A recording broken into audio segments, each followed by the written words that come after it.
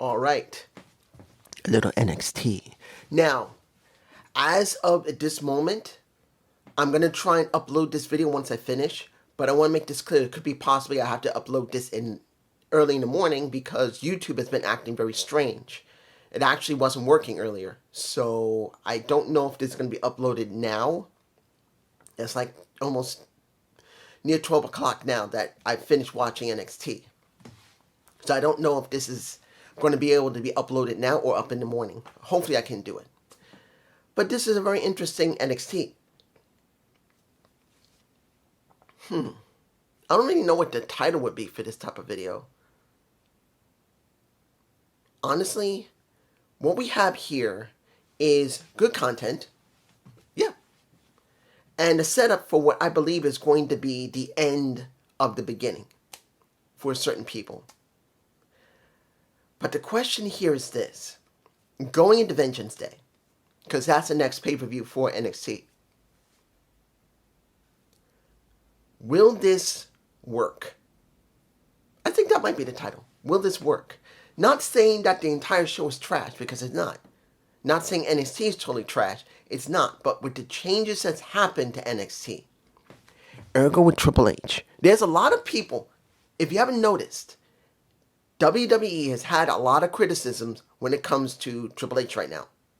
A lot of people thinking either the content is so sparse, or it feels very dry, or there have been people in the back that's not been very happy with the booking they've been getting. Because legitimately, and I warned you guys, I said this more than a year ago, almost nearing 2 at this point, that WWE does not care about making wrestling. They care about using wrestling to make money.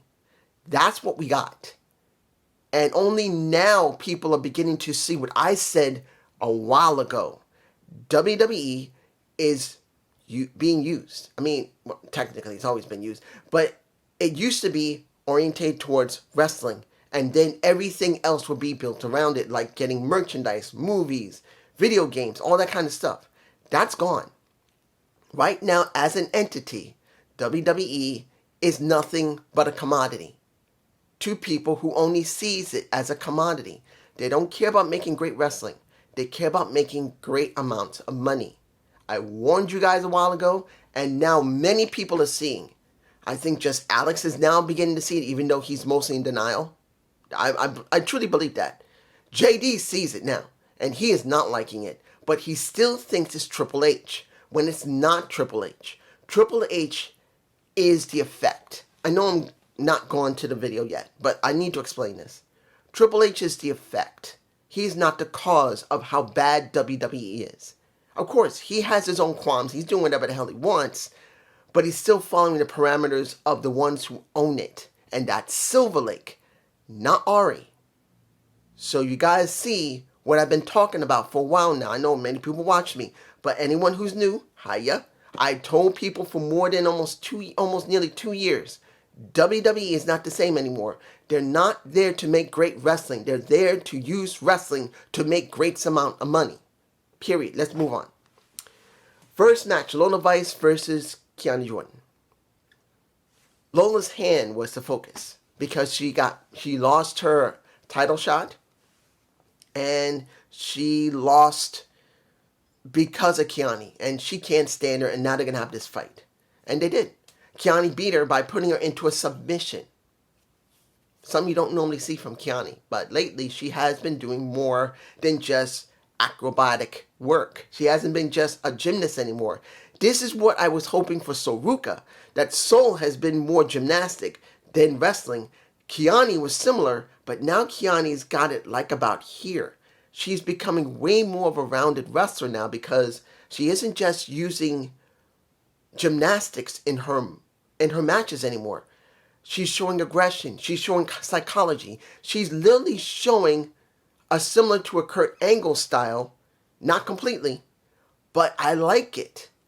I truly believe she's going to get somewhere. Now, if only Sol could be in that same situation, but we'll get to her in a few minutes. So she did win. Next match, Tony D versus a Cutler James, Mr. Cutler from Dark State. Let's make it clear. We knew he was going to get his ass handed to him. He did. He actually wore a singlet. What the? This isn't about him being a great amateur wrestler. They made him different when he was in Dark State. The way he was talking, he talked very weird.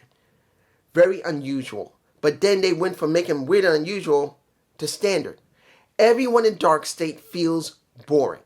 I'm sorry, they do. Isis feels boring. No, sorry. Osiris feels boring. Suge feels boring. Lennox feels boring. And Cutler feels boring. He usually feels special because he just talked differently than everyone else. He had that quirky little attitude. That's gone. So I don't care. And he got his ass handed to him. Lennox got mad, tried to get in the ring, and Tony wanted to rip his head off and smash his leg. I do believe that Tony did hit him when he threw him into the steps.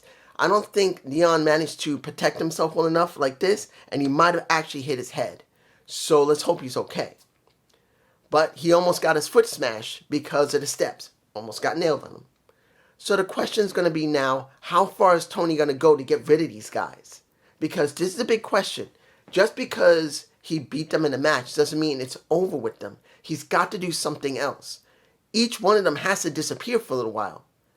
Dark State must disband.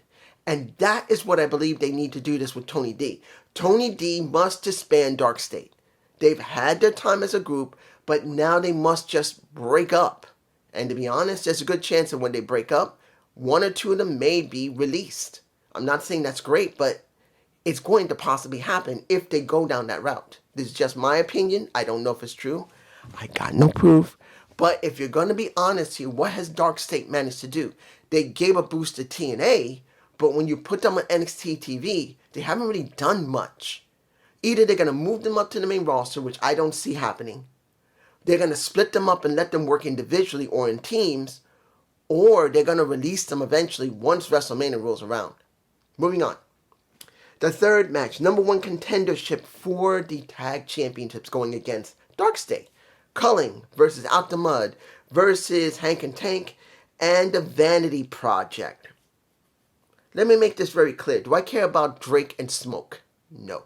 Haven't seen enough of them to really feel like they're important. The ones that felt the most important in the entire match is Out the Mud. Hank and Tank have had their time, but Out the Mud have reached the point where Price and Nima really have won over the crowd. They're still acting the same way as before. They haven't really changed, but the crowd has now grown to like them, which is great. So out of those four tag teams, Out the Mud feels the most developed, weirdly enough. But guess who won the match? Due to the fact that the Evolved Champions saved their asses. Vanity Project. Vanity Project is being, I'm not saying they're going to win the titles, but it feels like they're being fast-tracked. Because they seem to be something that maybe someone likes. Maybe either Triple H or Shawn himself. I don't know. But it feels like this doesn't feel right. Now, could they get over? Yeah, I don't know that, though. But they could. And that doesn't mean they have to win it. But I have this strange feeling they're being pushed much more aggressively than they should be. Next. The next match. Speed Finals, which is going to lead to the championship against Jasper Troy. You got the LaFleur versus Eli. Do I really like Eli Knight? No. Do I feel like he's no better than LaFleur? Yep. Do I feel like that's the next Axiom and Nathan Frazier? Yup. I see them getting teamed up eventually. That's what I feel. That's what it looks like it's going to be. They're going to face each other, which they did. They could not beat one another. I got to admit, LaFleur really botched one move that didn't really make any sense. It wasn't like he was doing a spin and maybe trying to do the elbows, doing a spin on his axis and then elbowing him. He just didn't look right. It looks like he botched it. But a draw. So Stone comes out. He says, dude, well, not dude, but he says, because of the performance both of you did, triple threat next week with Jasper Troy. Okay. And instead of 3 minutes, it's 7 minutes. Wouldn't it have been better not to have a time limit at all? But this is a speed title. They want to keep the time limit on it. Honestly, I kind of wish there wasn't a time limit. I really believe that this would be one of the rare times that he could have said, normally there's a 3-minute time limit. I am putting out the 3-minute time limit. There will be no time limit on the match due to the fact it's a triple threat. A very unusual thing. It'll always be 3 minutes, but this is a rarity. I think that would have been better. That's me. Okay. The Ethan Page versus Shiloh Hill for the North American Championship. Let's make this very clear. Do I like Shiloh Hill? He's interesting. Do I like him? No. Not because I think he's terrible. He really shown me nothing yet. Yes, he can wrestle, but it was more interesting when he looked like he could have been a hacker. And he's not. We've seen him already with a Jason mask, or you could say from the Teenage Mutant Ninja Turtles, you could say you know who, a little bit of Casey Jones, but what have I seen that makes him special? Nothing. So I wasn't surprised that he didn't win here and then taking that tooth out. Admittedly, that's going to catch on. That's obvious that that's going to be his special thing, that when he wrestles, eventually gets so frustrated, so angry, he goes, takes that tooth out, and then he does his business.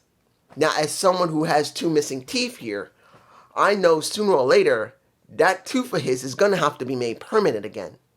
Because sooner or later, as you see with my teeth, because of my 2 missing teeth, my mouth has shifted like crazy, and my boy's teeth are going to go, it's going to happen. So he's not going to be able to do that forever. He's not. He just can't. Sooner or later, he's going to have to get his teeth fixed permanently. But it's still going to be a gimmick that some people are going to like. They're going to have a action figure with a tooth that can be removed or something. Or at least that looks like it. Of course, Vanity Project helped and Ethan won. But the thing that was the most interesting was a Miles Bourne. He's basically decided, I am sick and tired of being told you need to be more aggressive, you need to be doing something. So, he beat up on Ethan, he beat up on Vanity Project, and he told Ethan, give me a damn title match. He said no. And then he put a chair, which Shiloh Hill conveniently threw into the ring, wrapped it around his ankle and said, you're going to give it to me? All right, I'm going to break your ankle. And he says, no, all right, I'll give it to you. And then as Miles walks away, he says, I knew you couldn't do it. And then he gets his ankle shattered. Was that needed? I don't know. I said this a while ago against Miles Bourne, that his hearing impediment could not be his feature, his gimmick. And now they're using a gimmick of he has become so tired of being told he's missing something that he's going to do anything he needs to. He does not care now. Will it work? Because I don't know if he can pull it off. It's going to be a big question if he can pull it off. But that's going to be the big question. Can he pull it off? Now let's talk about all the other stuff that happened on the show. Let me give it to you like this. Connor and... Let me give it like this. Knowing Charlie Dempsey and Connor have been around each other for quite a while because Finn Finley and William Regal have hung out together. We know they hung out together. They actually worked together. They traveled the road together. So the kids are going to know each other. So this isn't something that's surprising. But seeing that the Outlaws want not just Connor, but also Charlie Dempsey, is going to be a big question. What is this new faction going to be? Because the Outlaws doesn't really make any sense anymore. It's got to be renamed into something. If you're going to have the newly crowned Knockouts champion, Ariana Grace, pretty much Charlie Dempsey, Connor, and Alexis King, they got to be renamed. They got to christen this new group into something other than the Outlaws. It got to have a new name. Now, if they had one, I haven't heard it yet. But they're going to have to come up with something. It's a big question how they're going to book them. And will this maintain for a while, or is it just going to be dropped like Dark State? Don't know. The final thing I'm going to talk about, the JC James segment. Let me give it to you like this.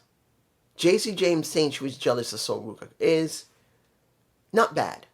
It's not. Because they are pushing Sol. Look, I've said I like Sol from the time I first saw her come into the company. I liked her. It's just like I said early in this video, Sol's gymnastic has been secondary, primary compared to her wrestling. She's always been a high-flying wrestler. She's not the leader type. She's completely different archetype. She just is. The closest person I can see that could be like her would be maybe like Evan Bourne. For the former Matt Sydal. That's the best I can say Sol Ruka is. And she's always been like that. The question here is this. Is this it? Are they really going to pull the... I think that's the title. Will they pull the trigger? Because the story here is Sol sold out her friend, as JC made it clear. And Sol comes out and says clearly, you can say whatever you want about me, but do not talk about my friendship with Zaria. You've been jealous of me? I'm not too surprised, but you know what? I'm going to snatch your soul. I'm going to take your stuff. And then wearing striped panties, along with a striped dress, she got her ass kicked until Zaria comes out. And she got a nice ass. She got a flat ass. She got a... she isn't like, whoop, and then that. No, she's like, I don't care. It looks nice anyway. But Zaria comes out, saves her ass. Zaria grabs her hand, shakes her hand, and then later, right before the Ethan Page and Charlotte Hill match, just before Miles Bourne passes them, they talk, and she said, look, and this is Zaria, look, I know things haven't been right, and when it comes down to it, you made me, as much as I made you, you made me. And they both agreed. And if I want to make this right, you need to get that World Heavyweight Championship. Because everything went bad when you lost your double championships, when you hurt your ankle. Hurt your leg. And when you look at this picture, because it's my thumbnail, will they pull the trigger? Finally. I think that's the title. This has to be it. When you look at Sol Ruka and you look at Zaria, they have been together for a long time, for more than a year, easily, nearing a year and a half now. They have been connected to each other's hip. When Zaria came in, I've said this multiple times, the three women that came in, Zaria, Julia, and Stephanie Vakir, the only one that's had real development was Zaria. Stephanie Vakir, no development, just threw titles on her. Julia, no development, just threw titles on her. But Zaria is the only one that ever had development. So if they really want to make this special, if Sol wins, she must, and if I think this is going to be at Vengeance Day, she must win that title from JC, and Zaria whoops that little bitty ass of hers. She whoops her ass like she owes her damn money. She beats the shit out of her and then lays her in a pool of her own sweat. And that will be true vengeance. After everything Zaria did, this leads to, I think it's Vengeance Day, unless I'm wrong, it's next week. But this is it. Zaria finally gets her vengeance because she's been there for Sol over again and over again and over again. And she finally says, you know what? I'm done. I'm done with this. I'm going to help her win her title. And then I'm going to kick her ass. And then I'm going to get that damn championship that belongs to me because I gave everything to this woman over again and over again. And when I could get a title opportunity, she kept taking it from me. It's always been about her. I've been giving for her. And I got almost nothing in return. She's never been there for me. That's what I think Zaria is going to be thinking if they pull the trigger. But this is a big question. And this is my review of a little bit of NXT. Please give me a comment below. Peace.